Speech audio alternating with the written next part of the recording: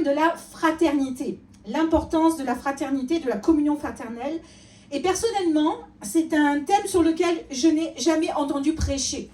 Ou la fois où j'ai entendu prêcher, c'était, excusez-moi, comme on dirait, des feuilletons savonnettes, hein, des choses qui n'étaient pas très profondes. Et on a de vagues notions d'amour fraternel quand on parle de ça, d'être ensemble entre frères, des agapes, les bons repas, surtout en France, hein, surtout chez les latins, les bons repas c'est important, donc les agapes elles sont toujours bien faites, mais on va rarement plus loin que ça.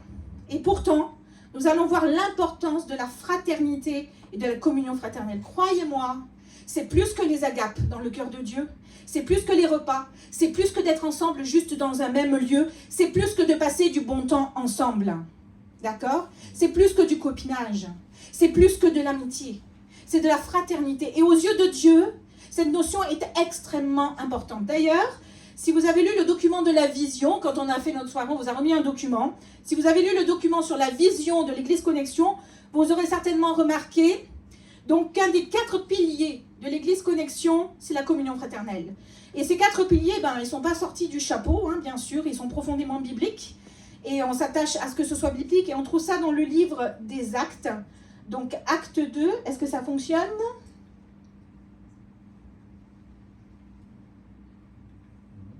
Ah bon? Allô? Oui! Parfait! Alors, je ne sais pas s'il faut que je monte. Je ne sais pas quelle flèche, hein, mais on va s'ajuster. Hein. Vous êtes d'accord avec moi? En bas, parfait. Merci, Sam. Alors, c'est un des 4 piliers de l'Église Connexion. Acte 2, 42. Il persévérait. Donc, pourquoi est-ce que je n'arrive plus à... Ça y est, j'y suis, excusez-moi. Hein. Il persévérait dans l'enseignement des apôtres, dans la communion fraternelle, dans la fraction du pain et dans les prières. Et j'avoue que cette notion, en fait, de communion fraternelle m'a toujours interpellée. Dans ce passage-là, je comprends, hein, la Sainte Seine, la parole de Dieu, la prière, à fond, hein. Mais la communion fraternelle, je ne comprenais pas vraiment. Et ce qui a inspiré ce thème depuis plusieurs mois, je vous dis, je le porte depuis plusieurs mois, Dieu fait comme ça avec moi. Il me met quelque chose, il me dit, tu vas prêcher là-dessus. Je sais que je vais prêcher là-dessus. Et ça m'assère, ça rumine, ça va, ça vient, j'étudie, je prends des notes. Et puis, jusqu'au moment où les choses arrivent, et la bonne étude est arrivée depuis plusieurs mois. Et c'est au travers de notre vécu, à mon mari et à moi, donc ce n'est pas quelque chose qu'on ne connaît pas. Que nous avons, au travers de moments difficiles, un moment d'épreuve, où des frères nous ont particulièrement blessés. C'était méchant. Les choses qui allaient très très loin dans le mauvais sens. Il y avait du soupçon à notre égard, de la médisance et des actes qui étaient faits, ça me dépassait. Et devant toutes ces choses qui me paraissaient mais tellement folles, je vous le dis, folles, je me disais mais c'est pas possible. C'est pas possible d'en arriver là, c'est grave, très très grave. Aux yeux de Dieu, c'est grave, très très grave. Et cette question a jailli de mon cœur. Je me souviens, j'étais dans mon salon, affairée, puis là, mais Seigneur, pourquoi? Pourquoi tant de méchanceté? Pourquoi tant de mal de la part de frères? Pourquoi ce comportement dans l'Église? Comment est-ce que c'est possible? Et je vous dis, la réponse de Dieu ne s'est pas faite attendre. Elle m'a transpercé, elle a transpercé mon cœur.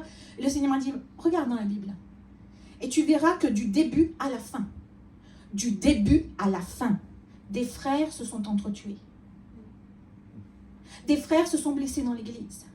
Des frères et des sœurs se sont blessés parmi le peuple de Dieu. Et j'ai immédiatement pensé évidemment à Isaac et à Ismaël, à Jacob et à Ésaü, à Joseph et à ses frères. Joseph, il a fallu que Ruben, son frère, dise « Non, ne versez pas le sang ». Il a fallu qu'il arrête ses frères, sinon ses frères allaient le tuer pour une question de jalousie, une petite tunique et la préférence d'un père. Jusqu'à verser le sang. Vous savez, l'épreuve enseigne. Je n'ai pas compris peut-être pourquoi les frères agissaient comme ça sur le moment. Pourquoi ils étaient aussi méchants, parce qu'il n'y avait pas d'autre mot. Mais l'épreuve enseigne, la souffrance enseigne. Et j'ai commencé à me pencher sur la fraternité, sur ces frères qui, dans l'Écriture, se sont tués. Il est toujours intéressant de venir à l'endroit, dans la parole de Dieu, où tout a commencé la première fois. Et les premiers frères qui sont mentionnés, vous savez, qui sont-ils? Abel et Caïn. Et c'est de leur histoire dont je veux vous parler. C'est aussi avec eux, malheureusement, que le premier meurtre, le premier fratricide de l'humanité est cité dans la parole de Dieu. Alors je vous invite maintenant. Ah, c'est un peu long, hein? Je vais peut-être un peu vite pour la, pour la diapo. Et on va prendre un passage biblique, donc dans la Genèse 4, à partir du verset 1 jusqu'au verset 10. Adam connut Ève, sa femme, elle conçut et enfanta Caïn, et elle dit, j'ai acquis un homme, donc, avec l'Éternel. Elle enfanta encore son frère Abel. Abel fut berger et Caïn fut laboureur. Au bout de quelque temps, Caïn fit à l'Éternel une offrande des fruits de la terre, et Abel de son côté en fit une des premiers-nés de son troupeau et de leur graisse. L'Éternel porta un regard favorable sur Abel et sur son offrande, mais il ne porta pas un regard favorable sur Caïn et sur son offrande. Caïn fut très irrité et son visage fut abattu. Et l'Éternel dit à Caïn, « Pourquoi es-tu irrité? Et pourquoi ton visage est-il abattu? Certainement, si tu agis bien, tu relèveras ton visage. Et si tu agis mal, le péché se couche à la porte, et ses désirs se porteront vers toi. Mais toi, domine sur lui. » Cependant, Caïn adressa la parole à son frère Abel. Mais comme ils étaient dans les champs, Caïn se jeta sur son frère et le tua. L'Éternel dit à Caïn, « Où est ton frère Abel ?»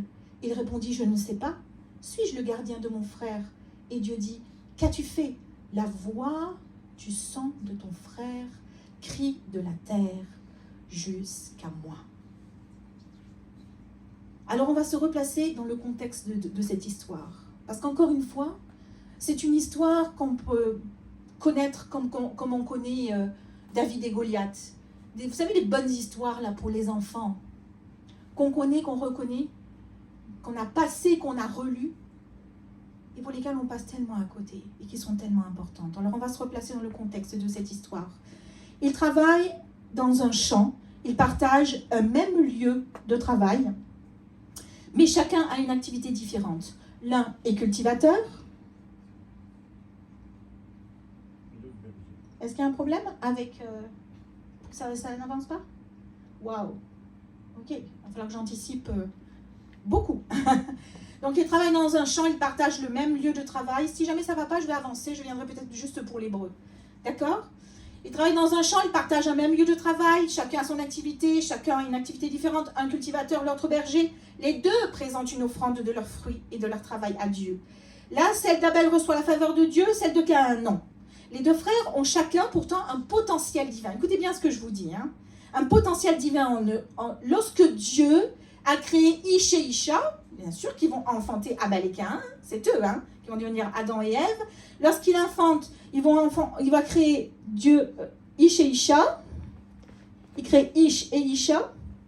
Il y a quelque chose d'important, c'est que dans l'homme et dans la femme se retrouve l'image de Dieu, c'est-à-dire Yah.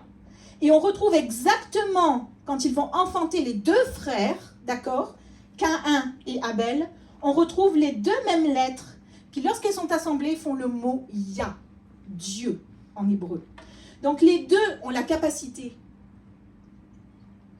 les deux ont un potentiel qui vient de Dieu.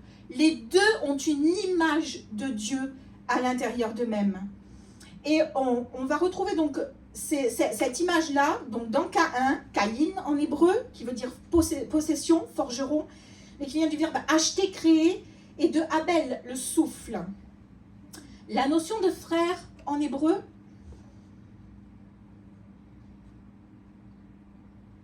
ok. Est-ce que c'est possible pour toi de gérer le PowerPoint à partir de... Excusez-moi, je suis désolée. Oui, mais c'est super long. Ok. La notion de frère en hébreu, donc le mot frère, c'est ar, signifie l'âtre aussi, le foyer. Et c'est-à-dire l'endroit où il y a de la chaleur, l'endroit où le feu réchauffe et ça fait du bien.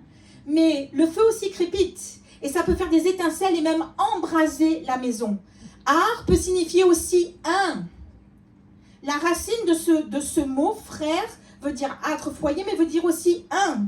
Mais il va engendrer d'autres mots qui veulent dire coudre, raccommoder, rapiécer, tenir, saisir, avoir une poignée, unir, s'associer, souhaiter. L'autre, l'étranger, c'est lui aussi le frère. Le suivant, celui qui vient après, la postérité.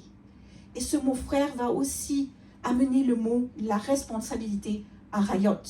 La responsabilité. Et vous allez voir quelle responsabilité la fraternité à quelle responsabilité la fraternité nous engage. Donc le mot frère en hébreu s'écrit avec les lettres Aleph et Chet. Vous allez être petit à petit habitués donc à voir ça. Aleph est la première lettre de l'alphabet qui symbolise l'unité, le commencement, l'origine, le principe, le père. Elle représente aussi l'unité, donc dans sa valeur. Là, on étudie la racine du mot. Et nous avons également la lettre Chet, donc Ar, qui est la 8e lettre de l'alphabet. Et cette lettre, elle représente ceci, c'est l'obstacle, c'est l'épreuve, c'est la limite, mais c'est aussi la puissance de vie. C'est la volonté, c'est la motivation. Cette lettre-là, elle porte la notion d'enjeu, d'urgence, de frontière. Suivez-moi bien, parce que tout ça, ça a un sens dans l'histoire. Elle marque aussi une séparation entre deux choses. Le symbole de la lettre Chet, c'est la barrière. Et elle était écrite comme ça au départ. Et le Chet, c'est aussi le chiffre 8. C'est le dépassement de l'ordre naturel. Le 7, c'est la perfection. Et le 8, on passe à l'ordre naturel. C'est le symbole de l'alliance, avec la circoncision le 8e jour. Et c'est l'accomplissement messianique. Le chiffre 8 a une notion de résurrection et d'éternité. Il faut noter aussi que dans l'hébreu, pour dire 8, le mot 8 qu'on prononce, c'est shmona, qui contient la racine shemen, c'est-à-dire l'huile, et particulièrement l'huile d'onction. Ça vous fait pas penser à quelque chose? Psaume 133. Qu'il est doux pour des frères de demeurer ensemble, car c'est la croix que coule la bénédiction. L'huile sur la barbe d'Aaron, le souverain sacrificateur. Et la valeur du mot « chet », quand on l'écrit en hébreu, elle est égale à 418. 418, c'est exactement le même poids que quand on écrit le péché, rata, et aussi le sacrifice expiatoire. Tout est lié. Dans la notion de frère, nous retrouvons des notions de barrière, des notions d'enjeu, des notions de motivation, des notions aussi de puissance de vie qu'il y a chez les frères, des notions d'urgence, des notions de séparation, savoir où on se place, quel est le rôle, quelle est ma place dans la fratrie. Mais c'est aussi porteur de l'image de Dieu, de la volonté de Dieu, d'un dessein de Dieu. Et c'est là, parmi les frères, que l'huile d'onction coule. Quel que soit le nombre que nous sommes ce matin. Moi, je vous dis, j'ai senti l'onction de Dieu parce que les frères et les sœurs sont réunis. D'un même cœur. Si vous êtes ici, c'est d'un même cœur, d'une même âme, d'une même pensée, avec un désir de louer et d'adorer Dieu. Nous voyons également dans le texte que l'opposition, l'envie, la jalousie de Caïn va naître au moment où Dieu va accorder faveur à l'offrande de son frère Abel. Caïn s'est clairement senti menacé et son frère lui semblait plus grand que lui. Son offrande semblait meilleure que lui. Il semblait avoir plus de dignité aux yeux de lui, plus d'intérêt aux yeux de Dieu. Et son émotion, ses sentiments vont être tellement forts qu'il va nourrir une haine profonde envers son frère. Même chair, même sang. Une haine profonde qui va le pousser jusqu'au meurtre. Et le péché a des désirs qui se portent vers Caïn. Et Caïn a des désirs non comblés qui le portent vers la jalousie, qui sont une porte d'entrée du péché. Alors, quelle leçon on doit tirer, en fait, de tout cela? Caïn, ne lui jetons pas la première pierre, hein, s'il vous plaît. Ne faisons pas ça. Parce que, vous savez, il n'est pas si éloigné des disciples et des apôtres de Jésus. Écoutez bien ce que nous dit Luc 22, 24, 26. Il s'éleva aussi parmi les apôtres une contestation. Lequel d'entre eux devait être estimé le plus grand? Ah, les apôtres, hein? Lequel d'entre eux devait être estimé le plus grand? Et Jésus leur dit, mais le roi des nations les maîtrise, et ceux qui les dominent sont appelés bienfaiteurs, mais qu'il n'en soit pas de même parmi vous. Mais le plus grand, que le plus grand parmi vous soit comme le plus petit, et que celui qui gouverne comme celui qui sert. On a la même chose dans Marc 9, 33, 35, où là, sur le chemin pour aller à Capernaum, les disciples sont encore en train de parler, à savoir qui va être le plus grand. Et Jésus, vous savez ça, quand ils sont arrivés, il leur dit, mais de quoi vous étiez en train de parler en chemin? Est-ce que Jésus ne savait pas? Et là, vous savez quoi? Grand silence. Les disciples ont fait silence. Parce que rien que la question, de quoi vous étiez en train de parler, ils savaient ce qu'il y avait dans leur cœur. Alors, parfois, vous savez, on peut porter un regard rempli d'envie, de jalousie, devant ce que peut faire un frère ou une sœur. On peut porter un regard d'envie, de jalousie devant l'offrande d'un frère à Dieu, devant les dons, devant l'appel, devant la bénédiction qu'il a reçue de la part de Dieu. Combien de fois dans l'Église, dans le ministère, parmi les frères, cette jalousie est manifestée par des paroles meurtrières, par des gestes mettant de côté, par des gestes qui écartent, par des gestes qui rejettent. Ah, secrètement, je vais peut-être être rude ce matin, mais si je pouvais me débarrasser d'elle, si je pouvais me débarrasser de lui, ça ferait mon affaire. Tout cela amène à nous poser des questions. Comment travailler ensemble dans le même champ? Comment travailler ensemble dans le champ du Seigneur? À servir ou à exercer le ministère sans se marcher dessus, en se respectant, sans imaginer qu'un frère, une sœur prend notre place. Comment servir ensemble sans vouloir être le plus grand ou revendiquer une place? Comment réagir lorsque la jalousie me saisit et que j'ai l'impression que mon offrande devant Dieu est moindre que celle de mon frère? Comment réagir lorsque je crois que je mérite telle chose, que je mérite telle place, que je mérite telle bénédiction et que je ne l'ai pas, mais que je vois mon frère être béni plus que moi? Comment réagir lorsque je vois mon frère ou ma sœur béni matériellement, bien au-delà de moi, qui en est peut-être besoin plus que lui? Comment réagir lorsque mon frère ou ma sœur semble pourvu de dons et de talents que j'aimerais bien posséder? J'ai eu à faire face à ça, à quelqu'un où j'ai senti clairement de l'opposition lorsque j'ai commencé à prêcher. Et comme il y avait quelque chose qui se passait, j'ai senti qu'elle s'était opposée, mais littéralement, à mon ministère. J'en faisais pas des tonnes, mais ça a été, mais pourquoi elle s'oppose, cette personne, à moi, de cette façon-là? Mais Dieu nous enseigne dans l'épreuve. Dieu nous enseigne dans la vie. Toutes ces questions sont légitimes. Et Dieu nous apporte des réponses concrètes dans les Écritures. Première réponse, protège ton cœur. Excusez-moi, juste une chose, parce qu'il n'y aura plus d'hébreu là. Est-ce que tu peux gérer le PowerPoint, Sam? C'est bon? Je te laisse gérer? On est OK? Donc, premier point, protège ton cœur. Ça va être beaucoup plus facile pour moi là. Garde ton cœur plus que toute autre chose, car de lui viennent les sources de la vie. Proverbe 4, 23. Dieu avait dit, si tu manges de l'arbre, il avait dit à Adam, tu mourras. Adam et Ève ont mangé de l'arbre. La mort est entrée, mais plus encore. Plus encore que la mort. Ils ne sont pas juste morts de vieillesse ou morts à cause du péché. Ils ont enfanté des enfants par qui le meurtre a été commis. Par qui le meurtre, Caïn a tué son frère. Ils ont eu ces enfants qui ont enfanté eux-mêmes le péché. Lorsque tu commences à te comparer avec ton frère, à te comparer ton offrande avec celle de ton frère, le meurtre a déjà été commis. Lorsque dans ton esprit, tu commences déjà à regarder ce que fait ton frère, ce qu'il a, ce qu'il n'a pas, ce qu'il a de plus, et te comparer, le meurtre a déjà été commis. Soit tu le tues lui, soit tu te tues toi-même en te rabaissant, en croyant que tu n'auras jamais la bénédiction de Dieu, que tu n'auras jamais le regard favorable de Dieu sur ta vie. Jacques 1, 14, 15 dit, mais chacun est tenté quand il est attiré et amorcé par sa propre convoitise. Et nous avons tous ici des convoitises, à n'importe quel niveau. Et c'est humain. Puis la convoitise, lorsqu'elle a conçu, encore un enfantement, enfante le péché. Et le péché étant consommé, produit la mort. Dès que le mécontentement vient dans ton esprit, dès que tu sens qu'il est à ta porte, ne laisse pas le fruit se poser sur tes lèvres pour critiquer, pour tuer par tes paroles, car le péché est alors consommé. Et il produit quoi? Il produit la mort. Alors que nous devrions et nous devons être des instruments de vie. Une autre des réponses est le changement de manière de voir notre frère. Change de mentalité. Change la manière de voir ton frère. On peut voir notre frère comme une barrière. Vous vous souvenez? On a la possibilité, quand on est frère, de voir la barrière. Vous vous souvenez le rète? Une barrière qui s'oppose.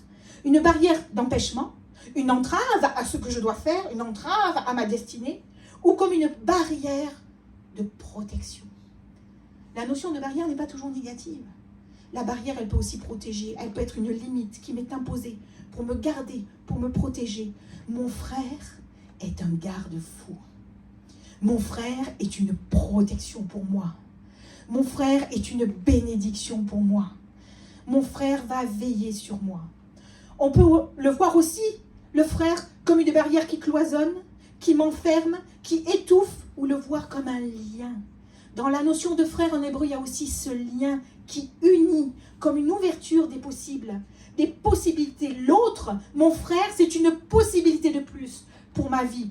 Voir mon frère comme un atout qui multiplie les dons du corps de Christ et qui, sous la dynamique de l'esprit, va devenir un membre qui est solidement attaché aux autres, bien coordonné, bien assemblé. Il va jaillir la vie du Saint-Esprit, il va manifester la vie de Christ. Lorsque de mauvaises pensées viennent m'assaillir, qu'elles me talonnent, qu'elles me dévalorisent, excusez-moi, mais moi, il y a des gens qui m'ont fait du mal dans l'église. Et des fois, quand je les voyais, j'avais envie de passer à côté. Parce que j'arrivais plus à les souffrir. Sérieux, ça m'est arrivé. Je ne vais pas dire que ça ne m'est pas arrivé. Et lorsque ces pensées viennent m'assaillir, viennent me talonner, qu'elles me dévalorisent, qu'elles me comparent, je veux voir mon frère, ma sœur plus grand que moi. Alors cela va nous pousser à veiller à notre attitude. Et c'est le troisième point que je veux voir, veiller sur notre attitude.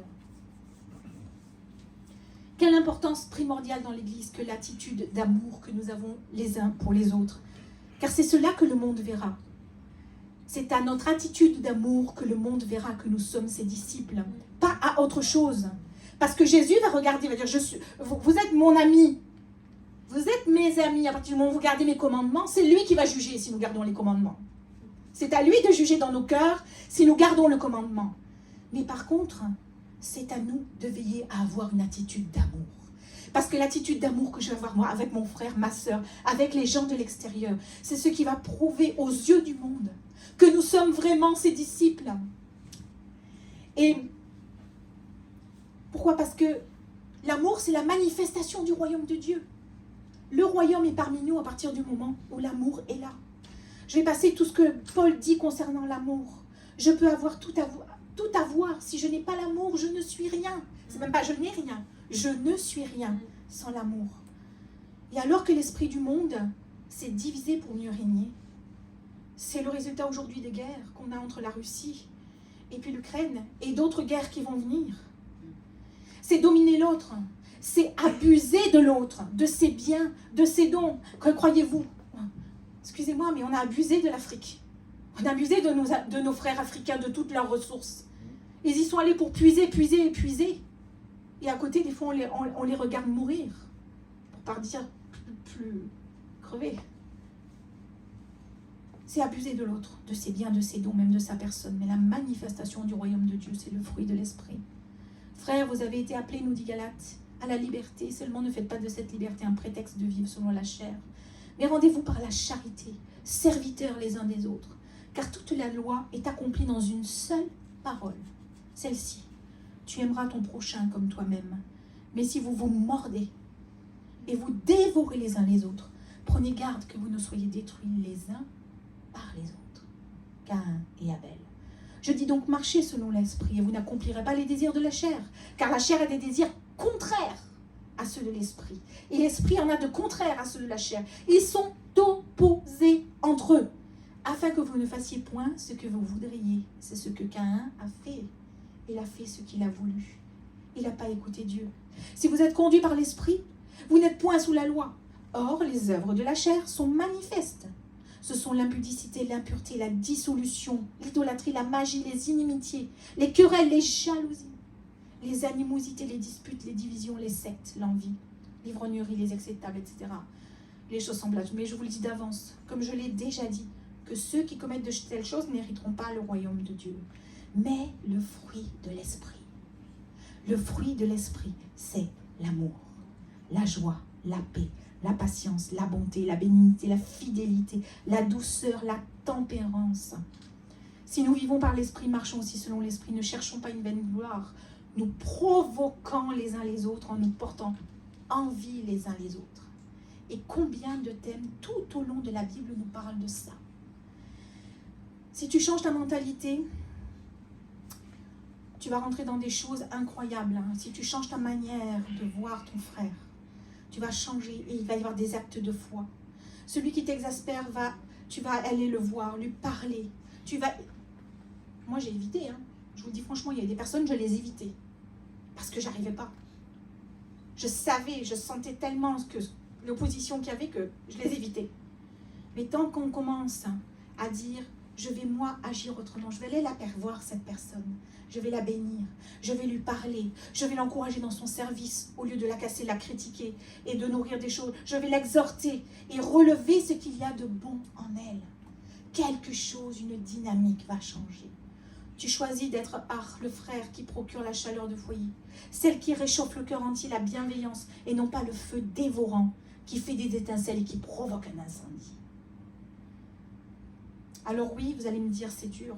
Oui, c'est dur. Parfois, c'est dur. Il y a un frère qui ne nous avait pas particulièrement fait du mal. C'était dur.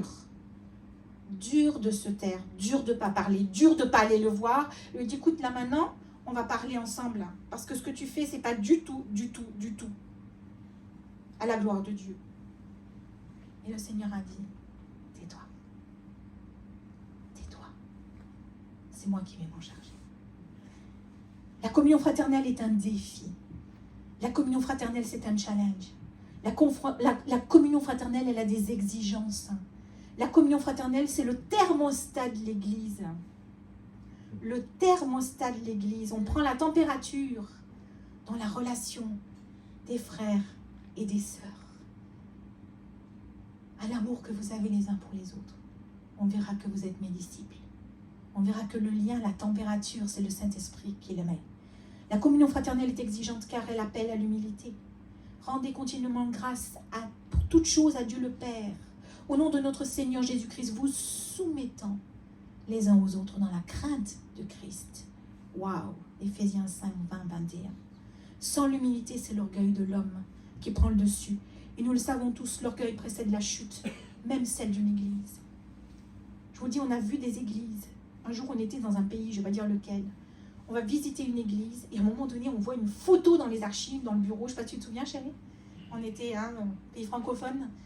Écoutez, et il nous parlait d'un réveil qu'avait vécu cette église.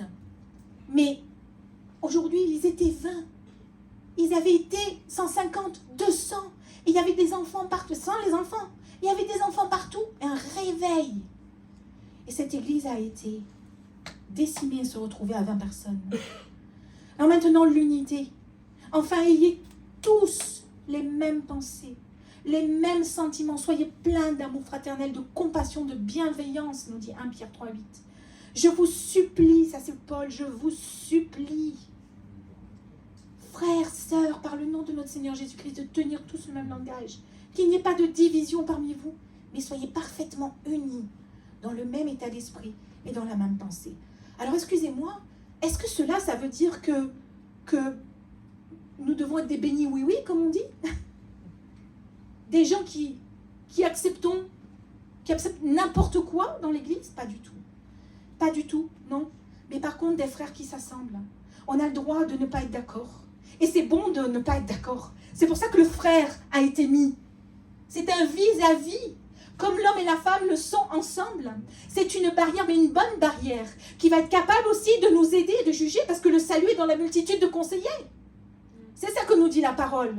Mais donc, on n'est pas appelé à dire oui, amen, parce que ça, c'est un grand danger. Mais par contre, les frères qui s'assemblent, qui dans l'amour s'unissent d'un même cœur, d'un même esprit, d'un même sentiment, d'un cœur pur pour demander au Saint-Esprit ce qu'il désire, ce que lui veut pour l'Église, ce que lui veut pour notre vie, pour qu'il conduise les projets, pour qu'il conduise et lui donne la conduite de l'Église. C'est ça que ça veut dire. Être unis, la racine de frère. La fraternité n'est pas là que pour l'unité. Les frères dans l'Église qui ne sont pas unis, ça ne fonctionne pas. Des frères qui ne sont pas soumis les uns aux autres dans l'Église, ça ne fonctionne pas. Mais des frères qui vont travailler ensemble vont développer une dynamique d'amour qui va entraîner la puissance du Saint-Esprit. Troisième point, c'est la persévérance. La persévérance est une exigence de la communion fraternelle. La persévérance est une dynamique qui permet la croissance du corps du Christ. Le Saint-Esprit agit dans la communauté des frères. Chaque jour avec persévérance. Et ce mot, si vous y allez dans les actes, va revenir à chaque fois qu'ils se retrouvent ensemble. Avec persévérance, tous les jours. Avec persévérance, ils se retrouvaient d'un commun accord au temple. Ils rompaient le pain dans les maisons et ils prenaient leur nourriture avec joie et simplicité de cœur. Ils louaient Dieu. Et avec quoi? Notez bien, la faveur du peuple. Le Seigneur ajoutait à chaque jour, il ajoutait à l'Église ceux qui étaient sauvés. La dynamique de la persévérance dans le corps de Christ avec le Saint-Esprit va amener le Saint-Esprit à amener des gens à nous. On veut des gens à l'Église. Il y a une dynamique du peuple de Dieu, une dynamique des frères et des sœurs. Chacun est important, une dynamique du corps qui agit et qui va amener la faveur parmi le peuple et qui va ajouter à l'Église ceux qui sont sauvés. Il faut persévérer. Persévérer, c'est être assidu, c'est être déterminé, c'est être motivé. Vous vous souvenez? La motivation, la puissance de vie qu'il y avait dans la notion de fraternité, on les retrouve là. C'est juste l'exercice de la fraternité. La motivation, faire preuve de volonté.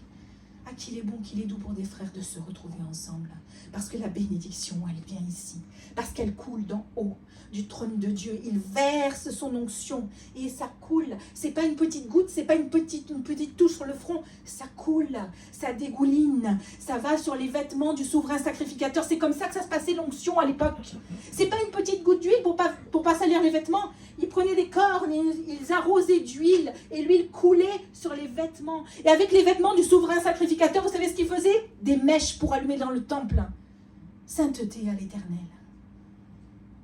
Alléluia. Quatrième exigence de la communion fraternelle, la vigilance. Lorsque les émotions sont vives, souvent nous manquons de vigilance et c'est alors que nous péchons. Lorsque nous sommes touchés en plein cœur, lorsque nous sommes blessés. Vous savez, Caïn n'était pas seul dans son problème de jalousie.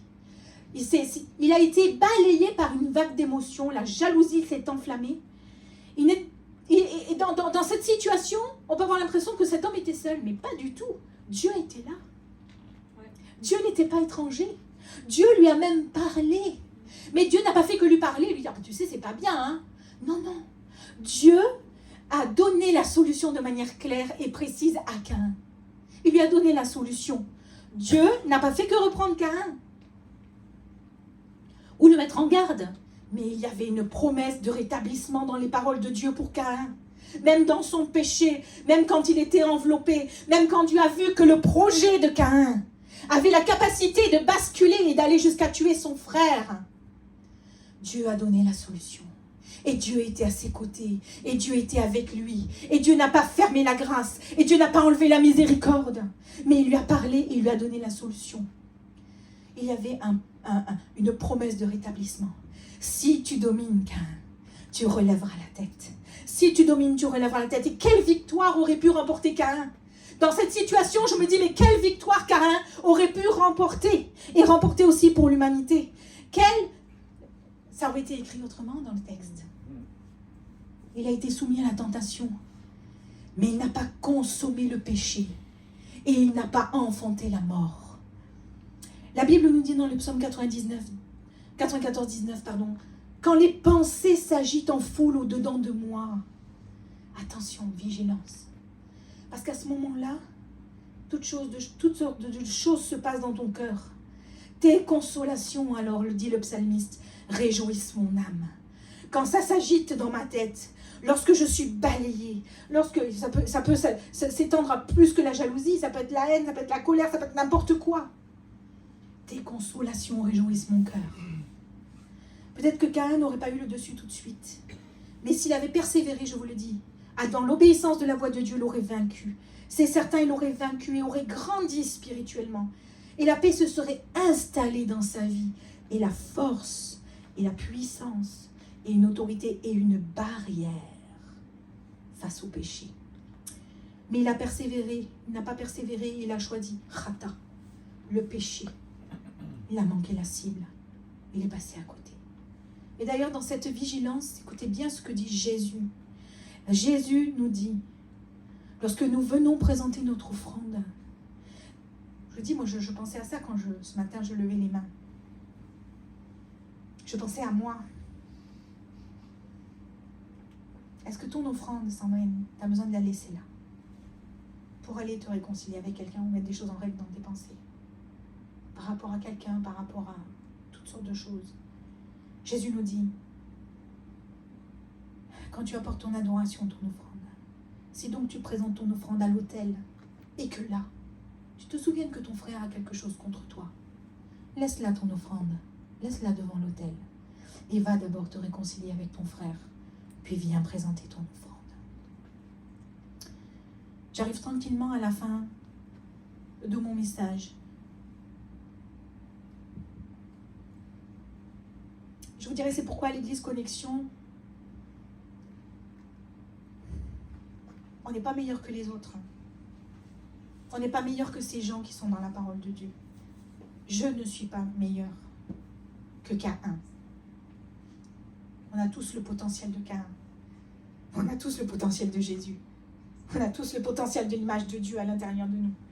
On a tous le potentiel de changer les choses.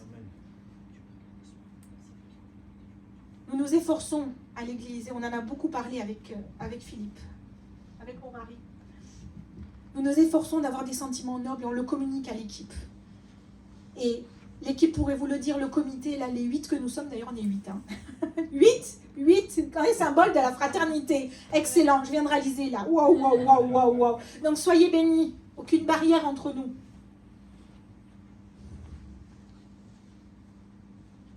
Aucune barrière qui s'érige contre l'amour. Aucune barrière qui brise, qui rejette. Nous nous efforçons et nous nous efforcerons d'avoir des sentiments nobles, d'être vigilants, de veiller à nos paroles, de veiller à nos attitudes, de veiller à nos actions. Et nous enseignerons encore et encore combien il est nécessaire de ne pas adopter l'esprit de Caïn.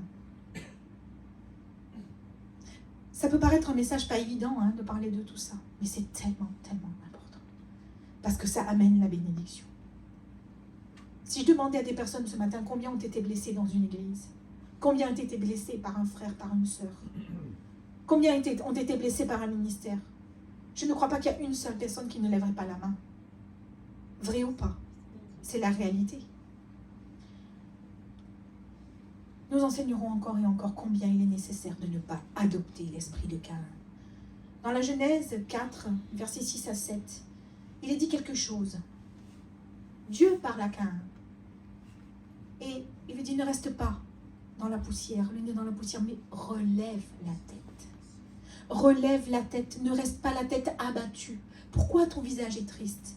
Lorsque tu vois ton frère béni et pas toi. Relève la tête. Et qu'est-ce qu'il lui dit? Regarde. Pourquoi tu relèves la tête? Parce que quand tu relèves la tête, tu vois quoi? Tu vois les montagnes deviennent ton secours.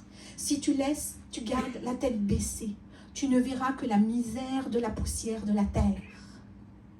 Mais si tu lèves les yeux, tu verras quoi? La splendeur des cieux. Tu verras la splendeur de Christ. Tes yeux se détourneront de ce qui est terrestre pour se porter vers ce qui est céleste. Alors tu pourras rejeter tout fardeau, le péché qui t'enveloppe si facilement. C'est ça que dit Paul. Et tu courras avec persévérance dans la carrière, puissance de vie et dans la carrière qui t'est ouverte. Les possibilités, il n'y a pas de barrière. Ayant les regards fixés sur Jésus, le rémunérateur, le consommateur, le chef de la foi. Alléluia. Combien il est nécessaire pour ne pas adopter l'esprit de Caïn, Genèse 4, 9, de garder et de veiller sur son frère. Suis-je le gardien de mon frère? Lorsque Dieu a posé la question à Caïn, regardez l'attitude, suis-je le gardien de mon frère? Oh, mais il vient de le tuer, son frère. Et là, je pensais à ce texte, je me dis, mais comment il a fait? Un forgeron, est-ce qu'il a tué avec un couteau? Est-ce qu'il l'a tué à coups de pierre? Est-ce qu'il l'a étranglé? Je dis, mais mon Dieu, mais quelle folie! Quand on y pense, mais quelle folie! Suis-je le gardien de mon frère? Même là, il n'a pas encore compris quand même. Le gardien ici, écoutez bien, c'est pas le contrôleur de son frère. C'est pas celui qui vérifie et qui va s'assurer que tout est bien en règle dans la vie de son frère, hein, que tout se passe bien, qu'il pêche pas, qu'il accomplit qu'il vole pas, qu'il machin. Non. Qu'il marche bien dans la sanctification. Oh, lui là, voilà, puis elle, les cheveux orange quoi. La jupe très courte. Et lui là, il a les cheveux longs jusque là, il se fait une couette. Le frère là, qui veille, qui est le gardien, c'est pas celui qui va porter un jugement. C'est pas celui qui va s'assurer que l'autre vit bien, qu'il est comme ça. Cette attitude, c'est du contrôle, c'est de la religiosité. Les pharisiens, ils en étaient remplis. Ah, mais si Jésus savait quelle sorte de femme c'est là, celle qui est en train de lui essuyer les pieds avec ce parfum de grand prix, mais s'il savait qui c'est cette femme-là. Les pharisiens, ils en étaient remplis de ce genre de jugement, au point que Jésus les appelait des sépulcres blanchis, remplis de tas d'ossements. Mais dans le texte de la Genèse, le gardien, écoutez bien, tout se tient dans la parole de Dieu, tout se tient. Quand on prend le temps d'aller en profondeur dans les textes, je vous dis, c'est une bénédiction, c'est l'huile qui coule d'en haut et qui vient nous montrer les tenants, les aboutissants, comment ça se tient. Comment Dieu est merveilleux, comment Dieu est glorieux. Dans le texte de la Genèse, le gardien, il s'agit du mot chamar. Comme lorsque Dieu a placé l'homme en Éden, il l'a placé pour chamar, pour garder, protéger ses commandements. Vous vous souvenez, Philippe en avait parlé. Chamar les commandements. Je te pose là parce que j'ai confiance en toi que tu vas chamar mes commandements. Et je vais pousser plus loin. Il va chamar pas juste les commandements, il va chamar tout ce que Dieu lui a donné. Il va chamar la planète. C'est pas les écolos là qui débarquent, hein. Tu vas garder, tu vas dominer, mais dominer correctement? Non. Tu vas garder chamar tout ce que je mets à ta disposition, tout ce que je mets, tout ce que j'ai créé, tout ce que j'ai formé, ma parole, tout. Tu vas chamar ton frère. Si Caïn avait des doutes sur le fait qu'il était le gardien de son frère, cela ne fait aucun doute qu'il était le gardien de ses pensées, qu'il était le gardien de ses paroles et qu'il était le gardien de ses actes, le gardien de son cœur. Cela ne fait aucun doute que Dieu t'appelle, nous appelle, frères et sœurs, à être chamar, gardien de nos frères, de nos sœurs. Dans le sens de protection, nous sommes appelés à être une barrière de protection. Si tu vois que ton frère part dans les décors, c'est quoi chamar? Avant d'aller lui dire, oh, ta liste là, si je vais prier, je vais aller dans l'intercession parce que je crois que spirituellement je vais faire une barrière. Une barrière entre l'ennemi et mon frère. Et là, il y a un témoignage qu'on a eu quand on était au Québec. Et ça me vient, je vais le livrer. C'est un homme qui a trompé sa femme. C'est un chrétien qui était dans l'église. Il a trompé sa femme. Il disait une chose. Il dit, c'est fou. Mais quand l'église a commencé à prier, il dit, je savais qu'il y avait des gens qui étaient en intercession et qui allaient au combat. Il dit, il y a des moments où j'allais pécher, mais je sentais une barrière. Comme si l'ennemi voulait m'attraper, me faire encore chuter. Il y avait une telle barrière que je n'étais pas capable d'aller jusqu'au bout. Chamar, le gardien qui prie, qui intercède, qui voit au-delà, qui voit les possibilités. Que signifie être le gardien de son frère à notre niveau? C'est s'engager à l'aimer, coûte que coûte. Prier pour lui, l'encourager, l'exhorter lorsque ça ne va pas fort, s'inquiéter de ce qu'il vit, lui dire des choses dans la vérité, mais pas avec un jugement, lui dire les choses pour le ramener, lui dire mais Dieu peut encore quelque chose pour toi. C'est nécessaire de dire les choses avec amour et bienveillance, dans la vérité, ne pas juger, et surtout être capable de pardonner, car l'amour couvre une multitude de fautes. Je vous dis, j'ai dû pardonner à des ministères. J'ai pas mis 2 mois à pardonner. Je leur en ai voulu de ne pas avoir tenu leur parole, d'avoir blessé, d'avoir usé et abusé de ce qu'on pouvait servir, de ce qu'on pouvait donner, de nos dons, de nos talents. Et d'un autre côté, de n'avoir aucun égard. Ah, tout allait bien quand on était dedans. Et ensuite, il n'y avait plus personne. J'en ai voulu à ces gens. Vous savez combien de temps j'ai mis à pardonner, à relâcher? Vous allez peut-être avoir peur. Ça a mis du temps. J'ose le dire. Mais j'étais en colère à l'intérieur de moi. Une colère qui m'animait. Une colère que je n'aurais même pas souhaité de bonnes choses. Je le dis humblement. Il a fallu que j'aille, Seigneur, donne-moi justice. Ça a été comme ça. Être capable de pardonner, supportez-vous les uns les autres. Et si quelqu'un a sujet de se plaindre de l'autre, pardonnez-vous réciproquement, de même que Christ vous a pardonné. Pardonnez-vous aussi. Mais par-dessus toutes ces choses, revêtez l'amour qui est le lien de la perfection. La première fois que le sang a été versé, j'arrive à la fin, c'était un fratricide, un frère contre un frère. Jésus à la croix est venu rétablir les choses. Il a versé son sang. Il a versé son sang. C'est pour ça qu'il a versé son sang. Il rétablit le lien fraternel brisé.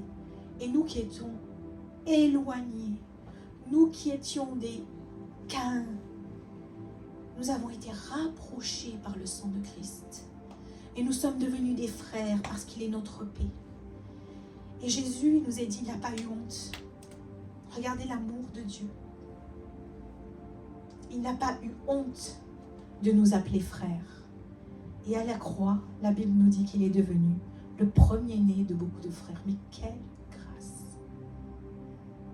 Gloire, gloire à Dieu. Amen. À cause de ce sang, nous sommes rétablis, complètement rétablis, appelés à être des gardiens de nos frères, gardiens de l'unité, gardiens de la paix. Donne-nous, Seigneur, à connexion, d'être des gardiens qui vont protéger la paix de l'Église, protéger l'unité, qui vont protéger nos pensées. Donne-nous, Seigneur, donne-nous un frère de plus, une sœur de plus, un chrétien blessé de plus, que nous allons aider, que nous allons porter devant toi, dont nous allons nous occuper. Alléluia, Seigneur, merci. Merci pour ta grâce. Merci pour tout ce que tu fais, Seigneur. Peut-être qu'il y a des gens ce matin qui ont été blessés, qui ont été touchés, qui ont été particulièrement meurtris par l'attitude d'un frère, d'une sœur, par un ministère, qui se sont retirés parfois de l'Église parce qu'ils ont été touchés. Mon mari, à un moment donné, pendant un temps, quand on est rentré en France, a été blessé. Il avait pris du recul, il me disait, je veux pas de ça, moi. Je parlais avec ma sœur et elle me disait des choses que je vois dans l'église. Je veux pas de ça. Combien c'est important. Alors il y a peut-être un frère, une sœur ce matin qui a été particulièrement blessé. Dieu va te rétablir. Laisse-lui de la place dans ton cœur pour pouvoir venir te guérir. Pour pouvoir venir mettre son onction, qu'elle coule sur toi, sur ta tête. Et que tu sois rétabli afin que toi-même, tu puisses après rétablir un autre. Il y a un appel ce matin à prendre un engagement devant le Seigneur. Mon Dieu, aide-moi à ne pas avoir cet esprit de Caïn, mais à revêtir les sentiments de Jésus-Christ, mon frère, mon sauveur, mon Seigneur. Aide-moi lorsque mes pensées sont envers mon frère mauvaises, abattues. Aide-moi que je sois renouvelé, que j'ai un esprit pur et bien disposé. Aide-moi à pardonner le mal qu'il m'a fait. Aide-moi à pardonner celui qui m'a blessé, celui qui m'a offensé. Secours-moi dans ma faiblesse. Secours-moi dans ma faiblesse, afin que je ne sois pas soumis au péché, que je ne manque pas le but et l'accomplissement de ta volonté. Viens, Seigneur, viens me donner l'amour pour mes frères. Viens, Seigneur, m'apprendre à aimer comme toi tu aimes. Et là, si je devais simplement résumer ce qu'est la communion fraternelle et la fraternité, ou être le gardien de son frère, je voudrais juste, en fait, tu peux mettre la photo de Desmond, s'il te plaît, Samuel. Desmond Thomas Doss. Cet homme était un soldat qui s'est retrouvé donc au Japon et dans la bataille d'Okinawa. Et cet homme a été un véritable héros. Cet homme est un chrétien. C'est un chrétien adventiste qui ne voulait pas saisir les armes et qui ne voulait pas se retrouver sur le combat, qui ne voulait pas tuer. Et cet homme va être à ce moment-là engagé donc comme infirmier pour pouvoir secourir les autres. Et une image vaut 1000 mots. Si on peut lancer la vidéo, si c'est possible. Vous allez voir un extrait du film que sa vie a inspiré un film, Tu ne tueras pas. On y va. Ah, il n'y a pas le son? D'accord. Et donc cet homme va se retrouver sur le terrain, tout seul. Il est le dernier. Et il va aider, secourir un frère d'armes après l'autre. Un après l'autre. Il va aller les chercher sur le combat. Combien? 75 hommes. Il va secourir. 75 hommes. Parmi ces hommes, ce sont des hommes qui se sont moqués de lui parce qu'il était chrétien. Ce sont des hommes qui l'ont traité de lâche. Il y a même à un moment donné quelqu'un qui dit, mais celui-là, il est barge, quoi. Il y a un barge qui est tout seul et qui descend 75 hommes. Et là, le chef infirmier ne comprenait même pas d'où sortaient ces hommes. Mais d'où ils viennent? C'est Desmond qui est allé les chercher. Le lâche. Un frère après l'autre. Et il les descendait par une corde. Un à un. Les mains meurtries, la peau arrachée. Et il disait, Seigneur, un de plus. Seigneur, un de plus. Donne-moi un frère de plus. Donne-moi de pouvoir, je ne sais pas comment il avait pour tenir. Donne-moi un frère de plus. Et voilà parmi les balles, le danger. Un frère de plus. Suis-je le gardien de mon frère? Est-ce que je vais être capable, oui, d'aller jusqu'au bout? Le lien qui me lie à toi fera que j'irai jusqu'au bout. Et ici, à l'église Connexion, nous allons bannir l'esprit de Caïn. Lorsqu'il va venir frapper et coucher à notre porte, et qu'il va vouloir et nous réclamer selon nos convoitises, que l'on pêche contre notre frère, contre notre sœur. Qu'il n'en soit pas ainsi parmi vous, mais que un après l'autre. Il y a des chrétiens dans toute la région, nous le savons, qui n'ont plus d'église. Ils ont fermé la porte de leur cœur, en fermant la porte de l'église qu'ils ont quittée, parce qu'ils ont été déçus, parce qu'ils ont été meurtris, parce que dans le champ du Seigneur, dans l'église du Seigneur, le lieu où ils auraient dû être bénis, un frère, une sœur a frappé par une parole, par des gestes, par une attitude. Mais nous, à Connexion, nous ne sommes pas, Seigneur, meilleurs que les autres. Et nous ne voulons pas jeter la première pierre. Mais Seigneur, donne-nous de ne pas avoir l'esprit de Caïn, mais l'esprit de Christ, qui nous pousse encore et encore à l'amour, qui va couvrir celui qui a peut-être péché, celui qui est peut-être tombé, mais qui va relever, parce que l'onction qui guérit va couler sur sa tête. Donne-nous, Seigneur. Donne-nous, Seigneur, toi qui es notre frère, d'être frères et sœurs à ton image, celui qui a restauré parfaitement, celui qui est venu nous chercher. Jésus va chercher la brebis qui manque. Lui, il est allé chercher le soldat qui manquait. À l'église Nouvelle Vie, il n'y a pas un soldat qui va tomber sans qu'on aille le chercher jusqu'au bout. L'église Nouvelle Vie? Ah, pardon. Oui, la vie nouvelle. C'était notre ancienne église au Québec. À l'église Connexion. Et c'est une église de sœurs.